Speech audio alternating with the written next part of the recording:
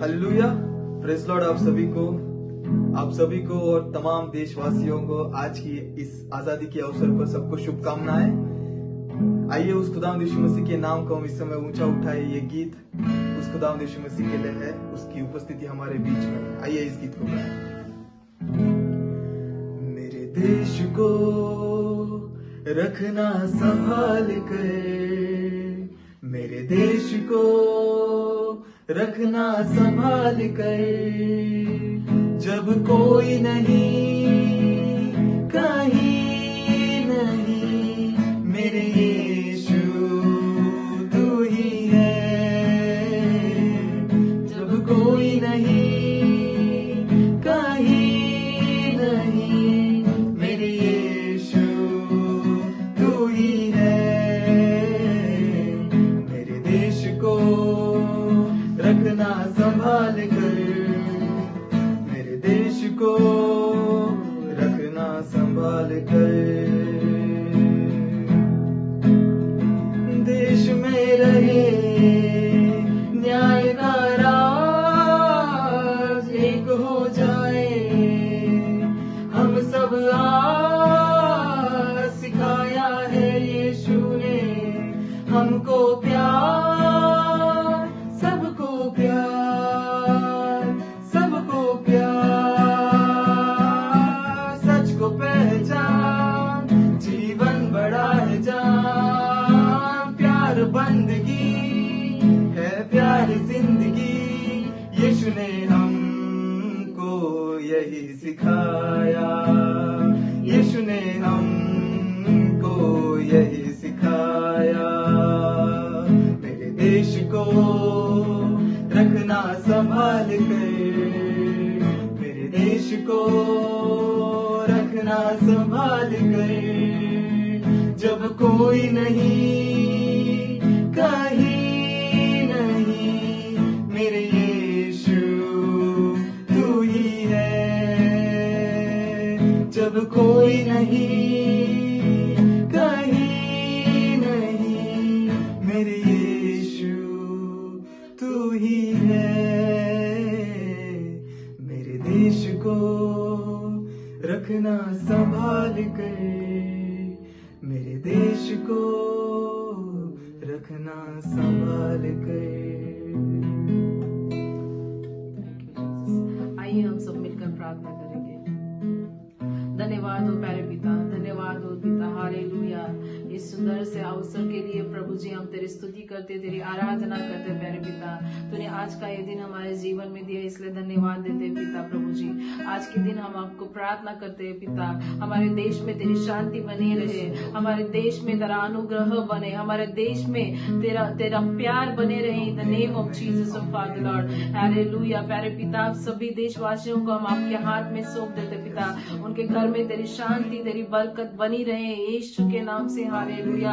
हर एक बंधन टूट जाए पिता, और हमारा देश उन्नति के ओर बढ़ता जाए यीशु के नाम से, हालेलुया। ये आशीष परमेश्वर हम सभी को देते हैं, हालेलुया। सभी को हम तेरे हाथ में सौंप देते पिता। प्यारे पिता हम हमारे देश में जो भी सैनिक है पिता, जो भी लोग है सरहद के ऊपर दिन रात मेहनत करते पिता, हम उनको तेरे हाथ में सौंप देते पिता। उनको तू संभाल प्यारे पिता, और उनको तू प्रोटेक्शन दे in the name of Jesus O father Lord. Protect every one of them O father Lord. Thank you Jesus for this wonderful day O master Lord. We glorify your name O master Lord. In the name of Jesus we pray, amen, amen. Hallelujah. सभी को praise the Lord. मेरे प्रियो, मैं आप सभी जनों को यीशु मसीह के साथ हमारी जीवन यात्रा इस प्रोग्राम में मैं स्वागत करता हूं। ये हमारा 8वां दिवस है। हम सभी के लिए बहुत खुशी और आनंद की बात है। इतना ही नहीं, आज हमारा तमाम मसीहों के लिए, तमाम भारतीयों के लिए बड़ी आनंद की और खुशी की बात है। क्यों? उसका कारण ये है कि हमारा देश स्वतंत्र हुआ, उसका सेलिब्रेशन है, और ये अमृत महोत्सव के रूप में सेलिब्रेट किया जा रहा है। तो मैं भी परमेश्वर का दास होने के नाते इस अमृत महोत्सव आजादी के दिवस पर सबको दिल से शुभकामनाएं देता हूं। प्रभु आप सब लोगों को आशीष दे। Praise the Lord. मेरे बच्चों, मैं आपको धन्यवाद देता हूं और आपने आराधना में सहायता किया। कृपा और रॉयल, आपने सहायता किया। मैं जानता हूं कि सहायता करने वालों को सहायता प्राप्त होती है, वो भी परमेश्वर से प्राप्त होती है। हालेलुया। तो प्रभु आपको और सेवकाई में इस्तेमाल करे और आपका जीवन सफल हो। Praise the Lord. तो चलो मेरे प्रियो, हमारी यात्रा को हम शुरू करेंगे। तो आज मत्ती रचित सुसमाचार उसका 4 अध्याय 12 से 16 पद तक हम देखने वाले हैं और आज का शीर्षक है वास्तविक आजादी। आजादी और वास्तविक आजादी, वो विषय है। तो उसके बारे में हम वचन से कुछ बातें हम देखेंगे और हम सचमुच में ये अमृत जो है, जो वचन, जो प्रभु की वाणी, ये जो जल रूपी जीवन रूपी जो अमृत है, वो हम पिएंगे, ग्रहण करेंगे, ताकि हम सब लोगों को अमरत्व मिले, आनंदकालिक जीवन मिले। जैसे यीशु मसीह ने कहा कि क्या कहा, जो मरे हुए हैं तो वो हमारे दृष्टि में है, लेकिन प्रभु के नजर में वो सोए हुए हैं। इसका मतलब जो लोग परमेश्वर के वचन ग्रहण करते हैं वो कभी भी नहीं मरते, वो पीढ़ी से पीढ़ी तक अनंतकालिक जीवन में प्रवेश करते हैं, विलीन होते हैं और परमेश्वर के साथ रहते हैं। Praise the Lord. इसलिए अमर आत्मा कभी भी नहीं मरती, लेकिन चॉइस ये होता है कि जब हमारे अंदर अमृत नहीं है, वचन नहीं है, तो हमारे लिए नरक में जगह है। अगर हमने अमृत पिया है, अमृत को स्वीकार किया, ग्रहण किया, तो हमें स्वर्ग में प्रवेश है। ये बातें अटल है। इसीलिए हमारे जीवन में अमृत महोत्सव जारी रहे, वास्तविक आजादी बनी रहे। इसीलिए हम परमेश्वर के साथ यात्रा करें ताकि हमारा जीवन यात्रा सफल हो सके। तो मेरे प्रिय, चले हम वचन को देखेंगे। 12 और 13 वचन पढ़ेंगे। क्या कहता है वचन? जब उसने ये सुना कि यूहन्ना बंदी बना लिया गया है, तो वह गलील को चला गया और वह नासरत को छोड़कर कफरनहूम में, जो झील के किनारे जबूलून और नप्ताली के देश में है, वहां जाकर रहने लगा। घटना इस प्रकार से है मेरे प्रियो कि प्रभु यीशु मसीह नासरत में था और वहां सेवा कर रहा था, लेकिन वचन कहता है कि अभी वो नासरत को छोड़कर वो कफरनहूम में, गलील प्रांत जो यरदन के दूसरी उस पार में है, ऐसे प्रांत में प्रभु यीशु मसीह चला गया है। क्यों चला गया? उसके 2 कारण हैं। पहला कारण हम पढ़ेंगे। पहला कारण यह है कि 14 वचन, ताकि जो एशिया के द्वारा जो भविष्यद्वक्ता था, उसके द्वारा जो भविष्यवाणी की गई थी वो पूरी हो जाए। हालेलुया। मानवता के उद्धार के लिए और मानवता को नया जीवन प्राप्त होने के लिए प्रभु यीशु मसीह स्वर्गीय योजना है, इसीलिए ये भविष्यवाणी पूरी हो गई। तो मैं बाइबल पढ़ने वाला होने के कारण मुझे मालूम है केवल यही भविष्यवाणी एक ही नहीं है, तमाम लोगों के लिए परमेश्वर की भविष्यवाणी रहती है। मात्र पूरा होने के लिए हमारा जो मार्गक्रमण है, हमारा जो निर्गमन है, हमारा काम काज है, हमारा सेवा धर्म है, ये सब कुछ हम इंसान होने के नाते करते रहने से परमेश्वर की भविष्यवाणी हमारे जीवन में पूरी होती है और हम रुके नहीं रहते हैं, जहां का वहां स्टक नहीं होते हैं, हम आगे बढ़ते हैं। तो इसलिए आगे बढ़ने की और पीढ़ियों की आशीष परमेश्वर ने दिया है, तो भविष्यवाणी पूरी होती है। तो इसलिए हम हमेशा आपके लिए, मेरे लिए जो भविष्यवाणी है वो पूरा होने के लिए हम वैसा जीवन, वैसा चाल चलन, हमारा कार्य हम जारी रखें। हालेलुया। Praise the Lord. तो दूसरा कारण क्यों यीशु मसीह नासरत को छोड़कर कफरनहूम गलील उस प्रांत में चला गया, उसका कारण हम देखेंगे। नंबर 2 वचन 16, जो लोग अंधकार में बैठे थे उन्होंने बड़ी ज्योति देखी। क्यों गया यीशु मसीह? क्योंकि लोग कहां बैठे हैं? अंधकार में बैठे हैं। तो जो अंधकार में बैठे हैं उनको वास्तविक आजादी देने के लिए प्रभु यीशु मसीह वहां चला गया। कोई उजाला नहीं। लोगों ने अपने आप को स्वीकार किया है कि हमारा कर्म ही ऐसा है, हमारा जीवन ही ऐसा है, हमारा नसीब ही ऐसा है, हमारा तकदीर ऐसा है, हम इसी के लिए बनाए हुए, हमारे लिए और कोई उम्मीद नहीं है। ऐसे एक भावना, ऐसे एक श्रद्धा में लोग अंधकार में बैठे हैं, कोई आशा नहीं। इसलिए जब यीशु मसीह सेवकाई करता था, यीशु मसीह के पास कौन से लोग आते थे? ज्यादा से ज्यादा भीड़ की भीड़, जो अंधे, लंगड़े, गूंगे, बहरे, कुष्ठ रोगी, पैरालिटिक और बीमार, बुखार से पीड़ित, जो तमाम प्रकार की बीमारी है, ऐसे लोग आते थे। और वो कहाँ मिलते थे? वो कफरनहूम एरिया, गलील प्रांत, यरदन का आसपास का भाग, तो वो पूरा प्रांत अंधकार में था। उनको आजादी नहीं थी। लोग तो जी रहे हैं, लेकिन एक चलती फिरती लाश के समान जी रहे हैं। उनके अंदर कोई जीवन नहीं है, कोई होप नहीं है। वो अंधश्रद्धा में बैठे हुए और अपने आप को स्वीकार किया है, हम इसी के लिए है, हम और कुछ नहीं करना चाहिए। हम ज्योति हमारे जो में नहीं आ सकती, वो हमारे लिए नहीं है। ऐसे एक भावना में, ऐसे एक खुद को मान कर जी रहे थे।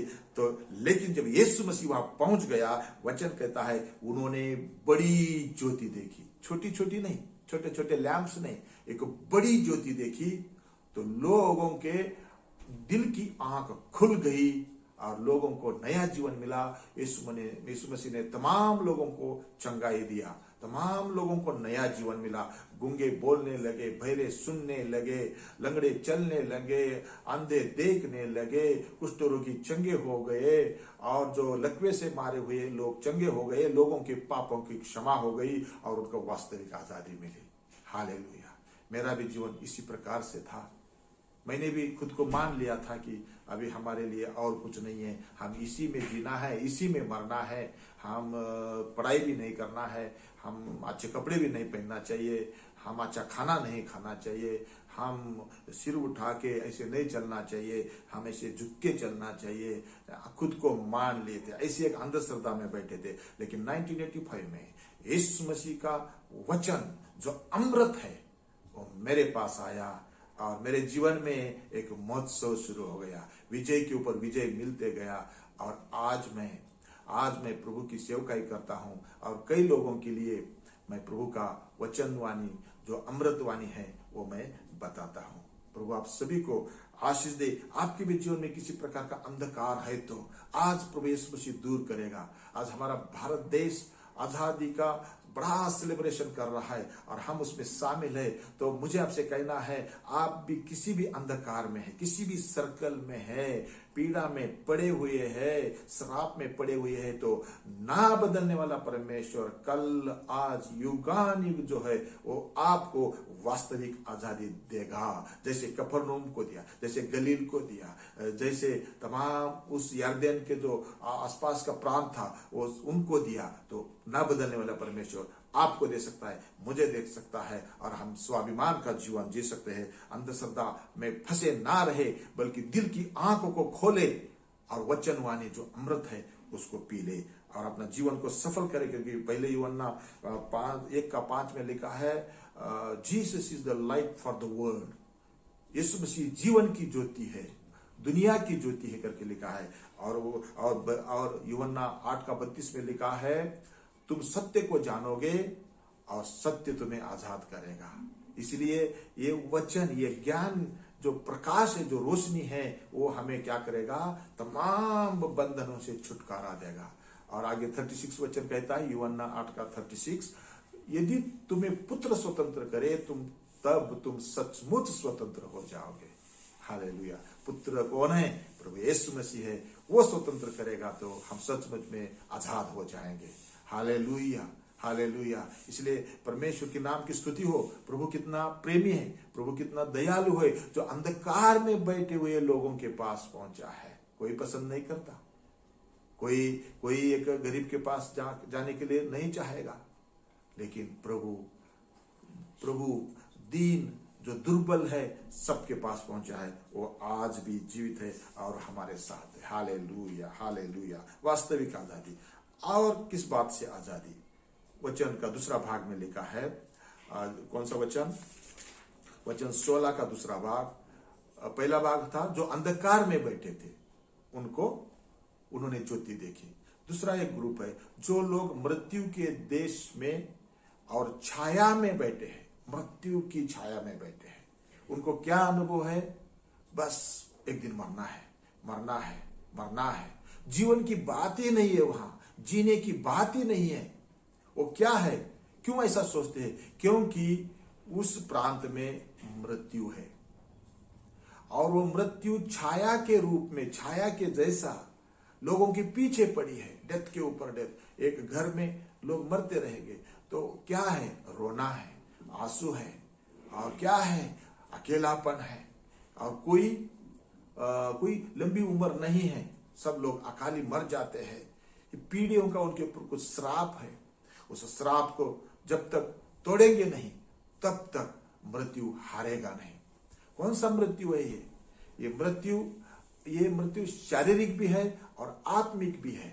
इसलिए मेरे प्रियो, अगर आपके भी घर में ऐसा डेथ होते रहता है, अपेक्षा नहीं किया और अच्छे दिन को नहीं देखा, एक्सीडेंट होके मृत्यु आ रहा है, बीमारी से मृत्यु आ रहा है, खून खराबा से मृत्यु आ रहा है, गलत कामों से मृत्यु आ रहा है, किसी ना किसी प्रकार से कुछ निमित्त बनता है, कुछ कारण बनता है और घर में मौत आती है। ऐसा कुछ है तो प्रभु यीशु मसीह मृत्युंजय हुआ वाला, पुनरुत्थान हुआ वाला यीशु आपके घर की, आपके जीवन की मृत्यु को रोक सकता है, क्योंकि मैं उसका गवाह हूं। मेरे घर में भी मेरी माँ और बाप बहुत दुखी रहते थे और मुझे मालूम नहीं था। मम्मी तो मुझे देखते ही रोती थी, तो मैं सोचता था कि मैं काला हूं, इसीलिए मम्मी शायद उदास है, ऐसे सोचता था। लेकिन मैं बड़ा होने के कारण मैंने मम्मी को पूछा, क्यों रोती हो? तो वो नहीं बता रही थी।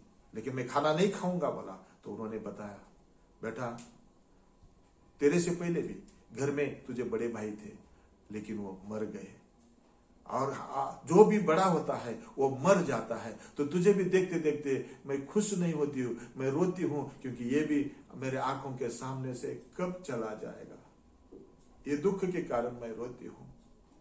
तो मैं भी फिर डर गया और मैं अनजान परमेश्वर को पुकारने लगा, कोई परमेश्वर है जो जीवन दे सकता है। तो परमेश्वर ने शायद मेरे दिल की पुकार को सुना। 1985 में परमेश्वर का दास हमारे आत्मिक पिता पिजा अंकल हमारे गांव में आए और यीशु मसीह जो जीवन दाता, मुक्तिदाता है, उसका परिचय करवाया। और मैंने अगर मगर की प्रार्थना किया, अगर यीशु, अगर आप एक जीवित परमेश्वर है, मुझे जीवन दे सकता है, मेरे घर का मृत्यु को रोक सकता है, मेरे माँ के, मेरे बाप के आंसुओं को आप रोक सकता है, तो आज मैं तुझे मेरे जीवन में लेता हूं। और मैंने स्वीकार किया। मेरे प्रिय, मैं शॉर्ट में बताना चाहता हूं, तब से लेकर आज तक हमारे घर में अकाली मृत्यु नहीं है। पहले अकाली मृत्यु होती थी। मैं अभी 56 साल मुझे हो गए और परमेश्वर ने इस मुकाम तक मुझे पहुंचाया।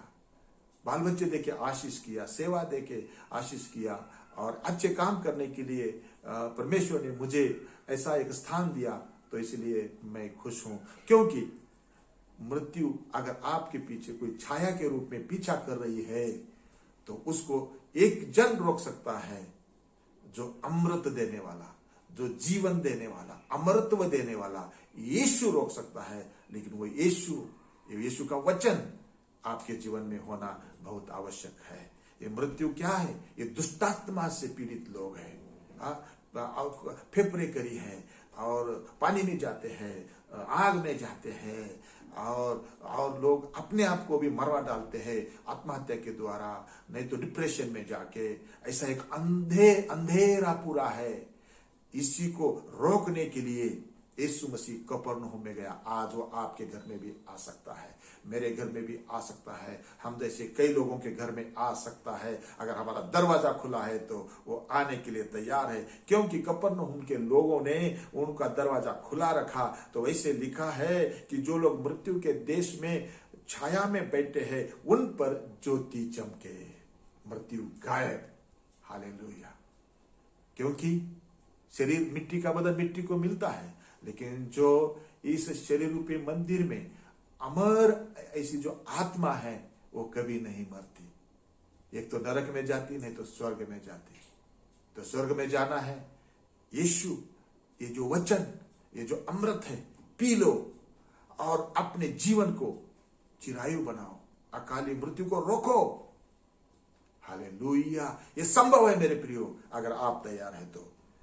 परमेश्वर काम कर रहा है, श्राप तोड़ रहा है।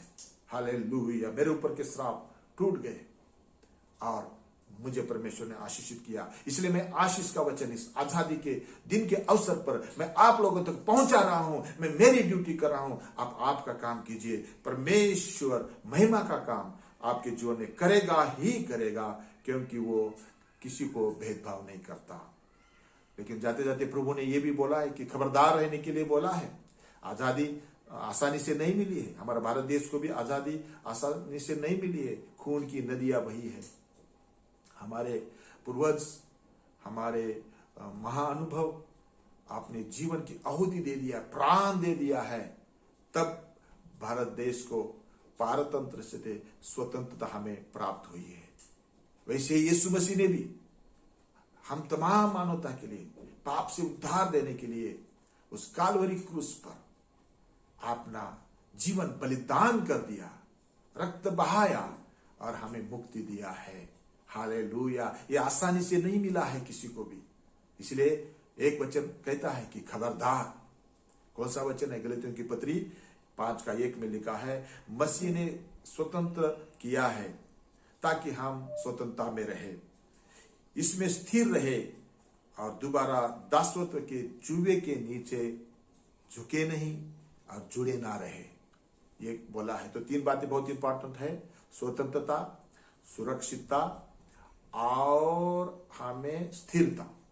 स्वतंत्रता, सुरक्षितता और स्थिरता हमारे जीवन में हमें चंचल नहीं रहना है, भागा भागी दौड़ा दौड़ी नहीं करना है, हम स्थिर रहना है और हम हमारे समाज के लिए, हमारा देश के लिए आशीष का कारण बनना है। एक गुड सिटीजनशिप, एक अच्छा नागरिक के रूप में हम देश में, इस आजाद देश में हम जीवन व्यतीत करना चाहिए। नरक जैसा जीवन नहीं करना है। खून खराबा, ऐसे कत्ल करना, एक्सीडेंट करना और ऐसे कुछ करवाना, ऐसे कुछ भी हम शत्रुता हमारा देश में हम नहीं करना है। हम गुड सिटीजन्स के रूप में वचनवाणी जो अमृत है वो लेकर सच्ची समाज की, सच्चे देश की हम सेवा करना है अच्छा भावना से। हालेलुया। तो परमेश्वर आप सभी को इस वचन के द्वारा आशीष दे। आइए हम प्रार्थना करेंगे। स्वर्गीय पिता परमेश्वर, इस वक्त हम प्रार्थना करते हैं और आपका पुत्र प्रभु यीशु मसीह के नाम से हम आपके चरणों में आकर हमारा भारत देश के लिए हम दुआ करते हैं। हमारा भारत देश सुबलम सफलम सस्य श्यामलम सुखी संपन्न रहे यीशु के नाम से। और हम प्रार्थना करते हैं हमारा देश के आदरणीय प्राइम मिनिस्टर नरेंद्र मोदी जी के लिए प्रार्थना करते हैं और खुदावन उनको हेल्थी लाइफ, लॉन्ग लाइफ दे, ताकि देश को नया आयाम में लेके जाने के लिए उनको फुल एनर्जी और फुल ज्ञान से तू परिपूर्ण करे। अब कर सकता है, क्योंकि उस राजगद्दी पर प्रभु आपने रखा है, ऐसा हम विश्वास करते हैं। इसीलिए हमारा भारत देश बच जाए, पाप से बच जाए, नरक से बच जाए, दुष्शत्रु से बच जाए और पार्लियामेंट से लेकर ग्राम पंचायत तक हमारे तमाम राजनेताओं के लिए यीशु के नाम में मैं आशीष देता हूँ। यीशु के नाम में आशीष देते हैं, ताकि देश को आगे लेके चलने में उनका बड़ा योगदान हो। हालेलुया। हम मिलकर प्रार्थना करते हैं हमारे सारे सुरक्षा कर्मियों के लिए। सरहद में जो हमारे फौजी लोग हैं उनको तो सुरक्षा प्रदान करे प्रभु। तेरी लहू की सुरक्षा मांगते हैं। जो वायु सेना है और जहाज से करते हैं और पुलिस डिपार्टमेंट्स है और अलग अलग सुरक्षा जो डिपार्टमेंट्स है, सारे डिपार्टमेंटल लीडर्स को यीशु के नाम से हम देश को बनाने में उपयोग होने की आशीष देते हैं। Hallelujah, hallelujah, hallelujah. हमारा भारत देश सुखी रहे और सुरक्षित रहे। अगर कोई शत्रु एक रास्ता से आता है तो यीशु के नाम से हम कहते हैं 7 रास्ता से भाग जाए। हालेलुया। और हमारा देश, हमारे घर परिवार शत्रु के चिप्पी चाल से उजाड़ ना हो जाए, लेकिन आबाद रहे यीशु के नाम में। यीशु के नाम से भारत देश का उद्धार हो। हालेलुया। एक वास्तविक आजादी प्राप्त रहे, स्वतंत्रता, सुरक्षा और स्थिरता सबको प्राप्त हो। दोबारा गुलामगिरी में जाने का मौका ना मिले। ऐसी एक जागृति हम तमाम भारतीयों के जीवन में आने के लिए यीशु मसीह के सामर्थ्य नाम से दुआ मांगते, आशीर्वाद देते पिता, आमीन।